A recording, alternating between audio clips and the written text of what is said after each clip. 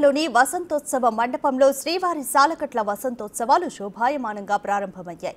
వసంత ఋతువులో శ్రీ మలయప్ప స్వామి వారికి జరిగే ఈ ఉత్సవానికి వసంతోత్సవం అని పేరు ఏర్పడింది.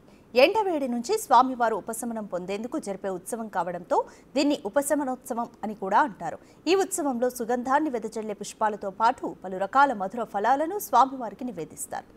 ఈ వేడుకల కోసం ఆకర్షణీయంగా మండపాన్ని రూపొందించారు. ఇందులో భాగంగా శ్రీదేవి భూదేవి సమేతంగా శ్రీ మలయప్ప స్వామివారు 4 మాడవీధుల్లో ఊరేగింపుగా వసంత మండపానికి వేంచేపు చేశారు. ఉదయం ఆస్థానం చేపట్టారు.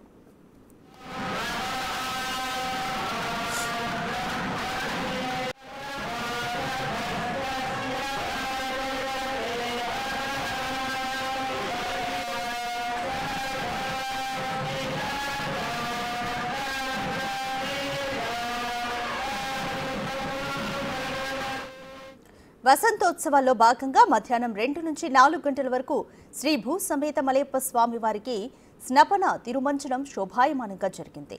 ముందుగా విశ్వక్సేన ఆరాధన, పుణ్యాహవచనం, కలశాభిషేకం, రాజోపచారాన్ని నిర్వహించారు. అనంతరం ఛత్రచామర వ్యజన దర్పణాది నైవేద్యం, ముఖ ప్రక్షాళన, ధూపదీప నైవేద్యం చేపట్టారు.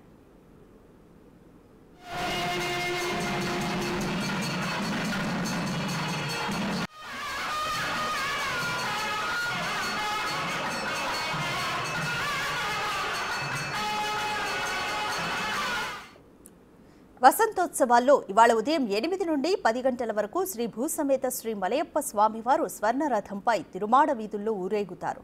అనంతరం వసంత మండపంలో అర్చకులు వసంతోత్సవాన్ని నిర్వహిస్తారు. ఈ కార్యక్రమంలో తిరుమల పెద్దజీయర్ స్వామి, చిన్నజీయర్ స్వామి, అదనపు EO CH Venkaiah Chowdary, deputy EO Lokanatham, పేష్కార్ రామకృష్ణ, ఇతర అధికారులు పాల్గొన్నారు.